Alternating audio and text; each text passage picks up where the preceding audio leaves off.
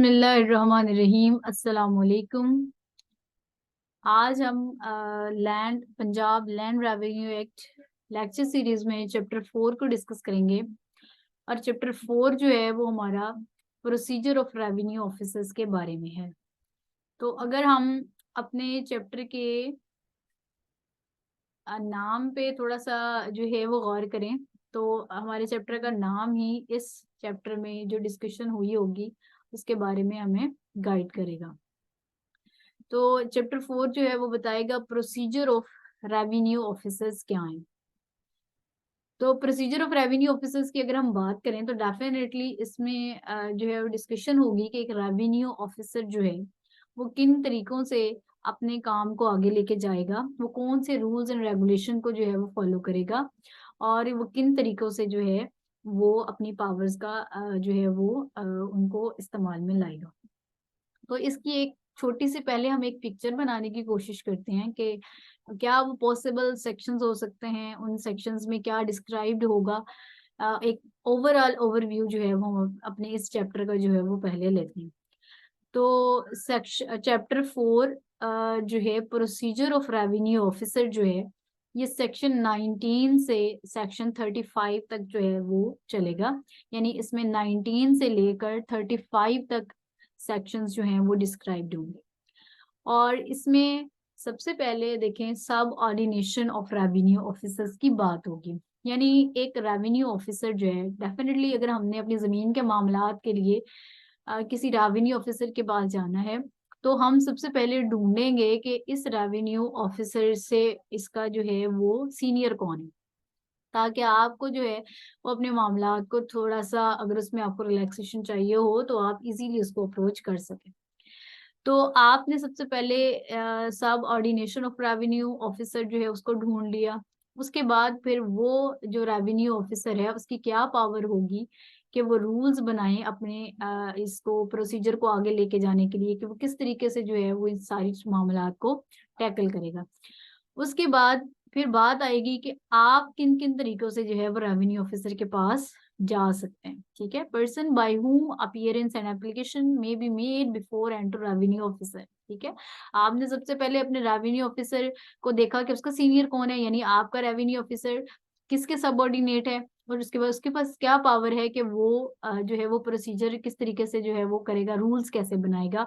और उसके बाद आप जो पर्सन हैं वो किस तरीके से रेवेन्यू ऑफिसर के पास जो है अपीयर होंगे अपनी एप्लीकेशन को लेके।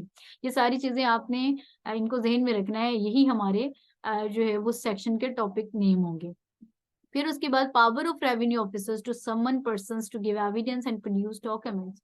देखें, जब हम एक ऑफिसर के पास जाते हैं उसके सामने अपने मौक़िफ़ को बयान करते हैं तो वो फिर हमें वेट करने का ही कहेगा और हमें कहेगा कि आप उसके समन का वेट करें ताकि इतने टाइम में वो जो दूसरी पार्टी है वो उसका मौक़िफ़ भी सुन ले और आपको बता देगा कि आपने एविडेंसेस और कंसर्न जो डॉक्यूमेंट्स हैं वो लेके उसके पास आने हैं। ठीक है, तो सबऑर्डिनेशन ऑफ दी और revenue officer, powers to make rules.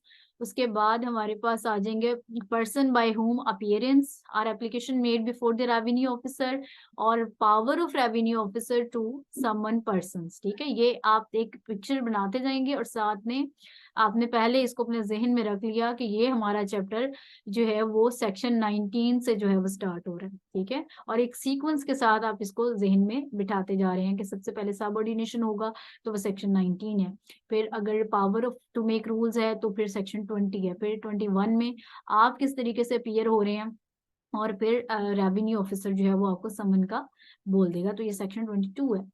फिर उसके बाद समन्स टू बी डेफिनेटली जो भी समन होगा वो रिटन में होगा। ठीक है, सिग्नेचर्ड होंगे उसके रेवेन्यू ऑफिसर के और वो सील्ड होगा।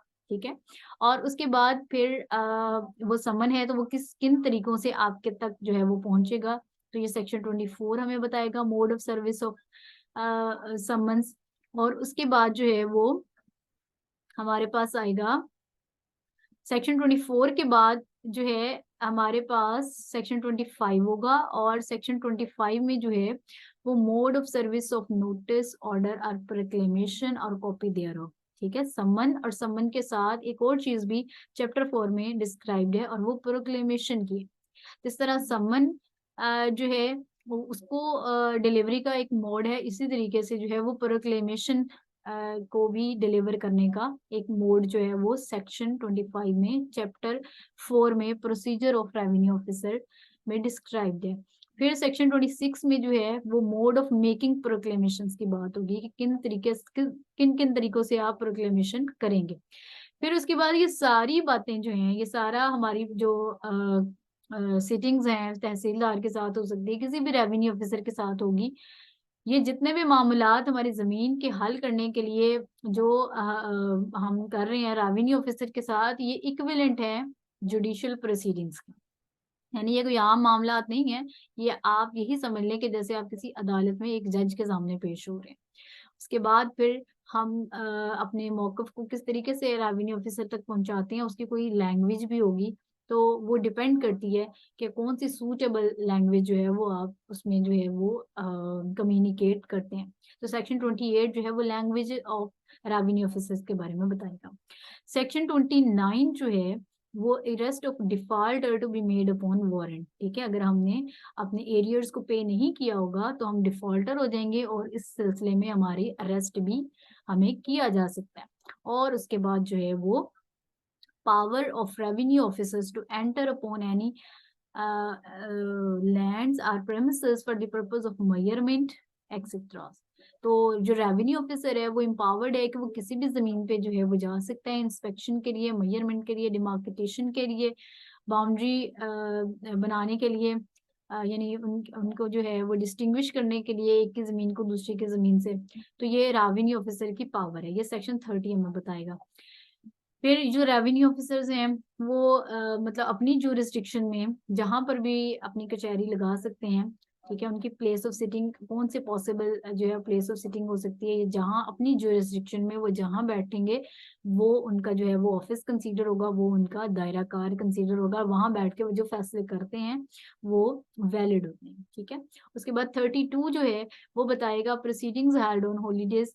ठीक है, अगर कोई प्रोसीडिंग जो है वो एक आम तातील के दिन पे हो गई है तो उसको हम नल एंड वाइड नहीं करार दे सकते, ये डिस्क्रिप्शन अभी हम पढ़ते हैं। फिर उसके बाद जो है वो इसमें सील्स की बात होगी। ठीक है, गवर्नमेंट बताएगी एक रेवेन्यू ऑफिसर को कि उसकी सील जो है वो उसके ऊपर क्या होगा, उसका साइज क्या होगा, उसका कलर क्या होगा। और फिर पोस्ट की बात करेंगे। ठीक है, अगर किसी ने आपकी जमीन पर जो है वो नाहक क्लेम कर दिया तो आपने अपनी मलकियत को साबित करने के लिए जो आपके एक्सपेंडिचर्स हुए तो उनके मामला जो है वो सेक्शन 34 में डिस्क्राइब्ड है। और फिर आपने जो है वो पेनाल्टी हमें किस सूरत में हो सकती है, तो ये सेक्शन 35 हमें ये सारा बताएगा। तो आपको एक थोड़ा सा जो है वो इसमें अंदाजा हो गया कि चैप्टर 4 जो है वो प्रोसीजर की अगर बात करता है तो उसमें हमें सबसे पहले इसमें सब ऑर्डिनेशन ऑफ रेवेन्यू ऑफिसर, अब हम इसको जो है वो सेक्शन वाइज देख लेते हैं। ठीक है, तो प्रोसीजर ऑफ रेवेन्यू ऑफिसर्स का मतलब है कि रेवेन्यू ऑफिसर किसका सबऑर्डिनेट है, उसकी पावर क्या है कि वो रूल्स बनाए। ठीक है, आप किन तरीकों से रेवेन्यू ऑफिसर के पास जा सकते हैं। रेवेन्यू ऑफिसर आपको समन करेगा, उसका समन राइटिंग में होगा, सिग्नेचर में होगा, ठीक है, सील होगा। फिर वो किन तरीकों से आप तक समन जो है वो पहुंचाएगा। उसके बाद आप जो है वो फिर mode of service of notice proclamation और एनी डॉक्यूमेंट और कॉपी देयर ऑफ, ठीक है, वो होगा। फिर मेकिंग ऑफ प्रोक्लेमेशन होगी। फिर ये सारी चीजें जो हैं वो इक्विवेलेंट हैं कि इनको कंसीडर किया जाए जुडिशियल प्रोसीडिंग्स के। और उसके बाद लैंग्वेज ऑफ रेवेन्यू ऑफिसर होगी। लैंग्वेज के बाद जो है वो अरेस्ट भी हो सकते हैं हम अगर हम डिफॉल्टर हैं अपने एरियर्स के। और उसके बाद जो है वो एक रेवेन्यू ऑफिसर एम्पावर्ड है कि वो किसी भी जमीन के ऊपर जो है वो एंटर हो सकता है। और उसके बाद जो है वो उसकी प्लेस ऑफ सिटिंग, और उसके बाद प्रोसीडिंग हेल्ड्स ऑन हॉलीडेज, अगर प्रोसीडिंग जो है वो हॉलीडेज पे हो रही है। फिर सील्स क्या होती हैं, कोर्ट्स और पेनाल्टी, ये सारा कुछ हम सेक्शन 19 से सेक्शन 35 तक जो है वो डिस्कस करेंगे। तो अब आपने एक ओवरव्यू अपने इस चैप्टर का ले लिया है। चैप्टर के नाम को बार बार देखें, प्रोसीजर ऑफ रेवेन्यू ऑफिसर, ये सेक्शन 4 है हमारा। तो सेक्शन 19 पे अब देख लेते हैं हम। ये सेक्शन 19 बताता है जी सब ऑर्डिनेशन ऑफ रेवेन्यू ऑफिसर्स। जैसे मैंने आपको पहले बताया, सेक्शन 19 बताता है कि हर रेवेन्यू ऑफिसर अपने सीनियर के सबऑर्डिनेट है, ठीक है। सबसे ऊपर हमारे पास बोर्ड ऑफ रेवेन्यू है, बोर्ड ऑफ रेवेन्यू के बाद हमारे पास कमिश्नर होता है, कमिश्नर के बाद हमारे पास जो है वो कलेक्टर होता है, और कलेक्टर के बाद assistant collector grade 1, assistant collector grade 2, फिर तहसीलदार, और इसी तरीके से जो रेवेन्यू ऑफिसर्स हैं वो अपने सीनियर को सबऑर्डिनेट होते हैं, और ये अपने मामलात में बिल्कुल आजाद नहीं होते, ये अपने सीनियर को जवाबदेह होते हैं। तो in all official acts and proceeding, a revenue officer shall, in the absence of any express provision of law to the contrary, he subject as to place, time, and manner of performing his function to the direction and control of the officer to whom he is subordinate, ठीक है। तो जहाँ पे उसका officer, senior officer उसको direct करेगा, वो वहीं पे अपने फंक्शंस जो है वो उनको और उनकी डायरेक्शंस के सबऑर्डिनेट है। फिर सेक्शन 20 में अगर हम देखें तो ये पावर की बात करता है रेवेन्यू ऑफिसर की, powers to make rule as to procedure। तो बोर्ड ऑफ रेवेन्यू में with the previous approval of government make rules। ये बात नोटिसेबल है कि जो बोर्ड ऑफ रेवेन्यू है, गवर्नमेंट की प्रीवियस अप्रूवल, यानी पहले वो